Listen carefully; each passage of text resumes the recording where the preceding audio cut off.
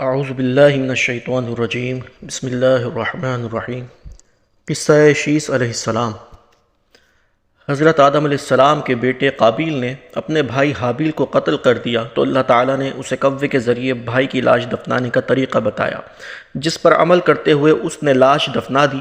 اب اسے اپنے والد کے غصے کا خوف تھا۔ اس موقع پر شیطان نے قابیل کو گھر سے بھاگ جانے کی ترغیب دی، کیونکہ اسے یہ خوف لاحق تھا کہ اگر قابیل حضرت آدم کے پاس رہا تو کہیں توبہ و استغفار کے بعد دوبارہ رائے حق پر نہ آ جائے۔ چنانچہ اس نے قابیل سے کہا، اب تجھے تیرے والد زندہ نہیں چھوڑیں گے، تجھے قتل کر ڈالیں گے، تو یہاں سے بھاگ جا۔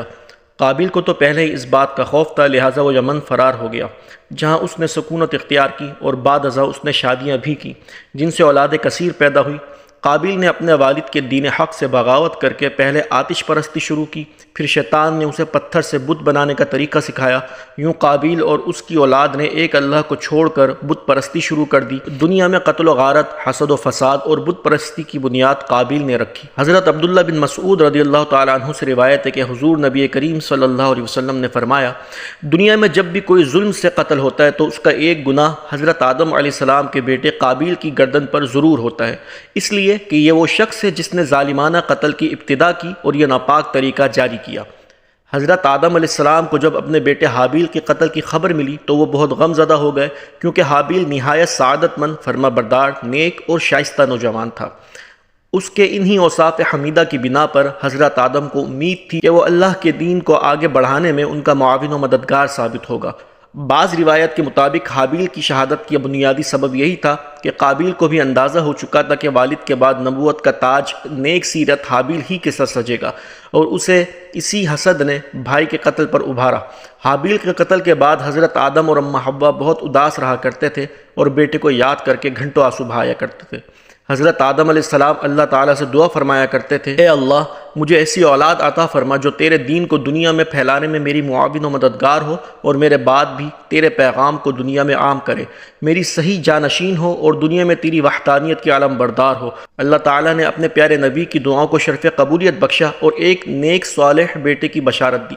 چنانچہ کچھ ہی عرصے بعد حضرت شیث علیہ السلام پیدا ہوئے۔ حضرت آدم اور اماں حوا ان کی پیدائش پر بے حد خوش تھے۔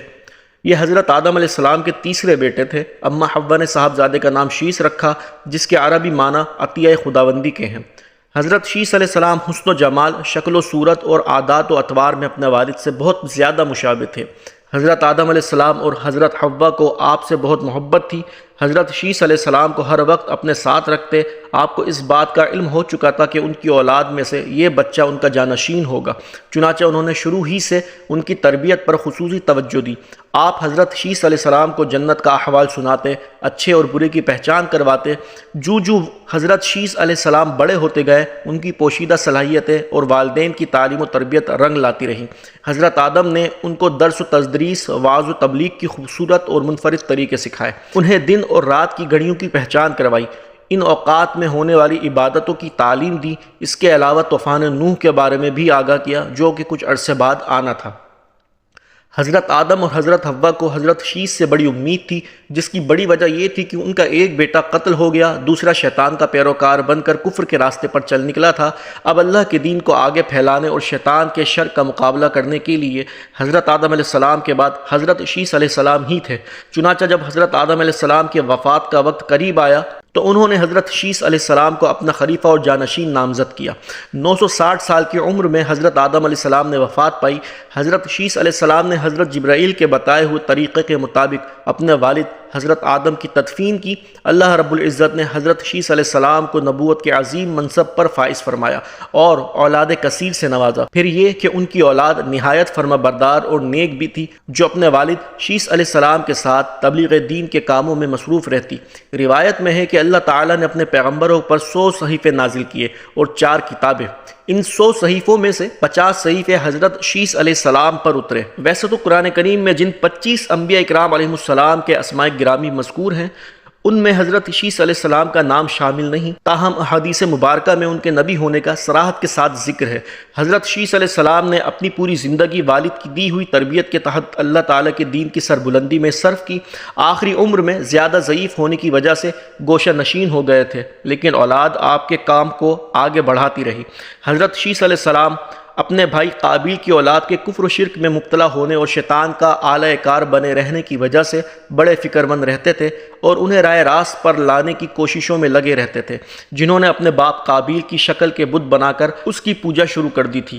روایت میں ہے کہ دنیا میں موجود تمام انسان یعنی بنی آدم حضرت شیس ہی کی اولاد ہیں، کیونکہ حابیل تو محض 20 برس کی عمر میں اپنے بھائی قابیل کے ہاتھوں شہید کر دیے گئے تھے اور انہوں نے کوئی وارث بھی نہیں چھوڑا تھا، جبکہ دوسرے بیٹے قابیل کی اولاد شیطان کی پیروکار اللہ کی نافرمانی اور کفر پر گامزن تھی، جسے طوفان نوح میں غرق کر دیا گیا تھا۔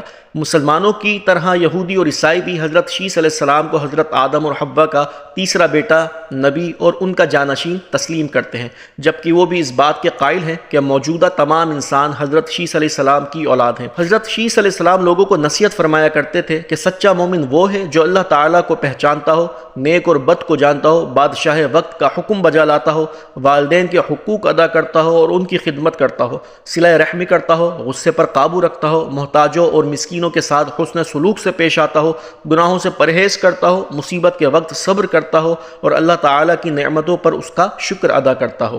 حضرت آدم علیہ السلام کا انتقال کا وقت جب قریب آیا تو انہوں نے بیٹے حضرت شیس علیہ السلام کو اپنے قریب بلایا اور نصیحت فرمائی کہ اے میرے سعادت مند بیٹے، تم میرے جانشین بنو گے، چنانچہ تم تقوی اختیار کرو اور جب بھی اللہ تعالیٰ کا ذکر کرو تو اس کے ساتھ اس کے محبوب حضرت محمد مصطفیٰ صلی اللہ علیہ وسلم کا نام ضرور لیا کرو، کیونکہ میں نے ان کا نام عرش پر اس وقت لکھا دیکھا جبکہ میں روح اور مٹی کی درمیانی حالت میں تھا۔ پھر میں نے تمام آسمانوں کا چکر لگایا تو بارگاہ رب العزت میں آپ صلی اللہ علیہ وسلم کی شان محبوبیت کا یہ عالم دیکھا کہ نام پاک محمد اللہ تعالیٰ کو اتنا پیارا ہے کہ آسمانوں میں کوئی ایسی جگہ نہیں جہاں یہ نام مبارک نہ لکھا ہو۔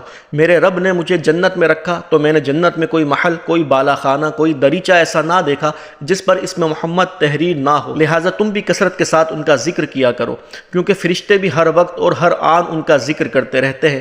قصص الانبیاء میں علامہ ابن کثیر تحریر فرماتے ہیں کہ جب حضرت شیس علیہ السلام کی وفات کا وقت قریب آیا تو انہوں نے بھی اپنے فرزند انوش کو معاملات سپرد کر دیے۔ انوش کے بعد اس کا ولی عہد قینان بنا، اس کے بعد قینان کا فرزند مہیلائل ان کا جانشین بنا، اور ایرانی عجمی لوگ انہی کے بارے میں خیال رکھتے تھے کہ یہ 7 ولایتوں کے بادشاہ بنے، اور یہ پہلے شخص ہیں جنہوں نے جنگلات کا صفایا کر کے شہروں اور قلعوں کی بنیاد ڈالی، اور انہوں نے ہی شہر بابل اور شہر سوس آباد کیے۔ ابلیس اور اس کے لشکریوں، جنات وغیرہ کو مار مار کر انسانی آبادی سے بھگا کر ویرانوں اور گھاٹیوں میں دھکیل دیا۔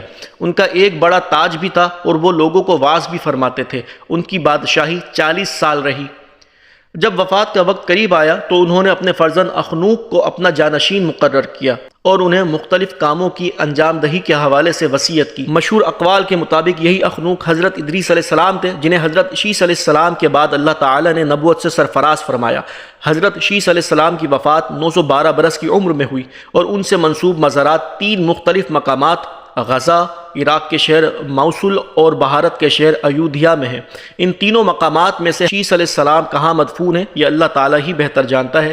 موصل میں قائم مزار کو چند سال قبل عراق جنگ کے دوران شدید نقصان پہنچا۔ بعض روایت کے مطابق حضرت شیس علیہ السلام کا انتقال مکہ مکرمہ میں ہوا اور وہ وہیں سپرد خاک کیے گئے، جبکہ ایک خیال یہ بھی ہے کہ حضرت شیس علیہ السلام کا مزار لبنان کے ایک گاؤں بنام شیس نبی میں ہے، جہاں ان کے نام سے ایک مسجد بھی قائم ہے۔ 13ویں صدی عیسوی اور بعد میں آنے والے عرب جغرافیہ دانوں کی روایت کے مطابق حضرت شیس علیہ السلام کا مزار فلسطین کے شہر رملہ کے شمال مشرق میں واقع ایک گاؤں بشیس میں تھا۔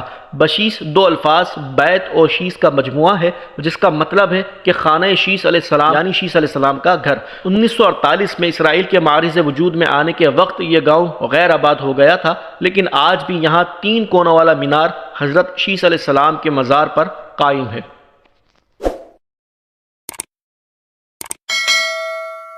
قصص الانبیاء یعنی انبیاء کرام کے واقعات اور دیگر اسلامک ہسٹری سننے اور پڑھنے کے لیے ہمارے چینل اسلامک ہسٹری اسٹوریز کو سبسکرائب کریں اور زیادہ سے زیادہ شیئر کریں۔ جزاک اللہ خیرہ۔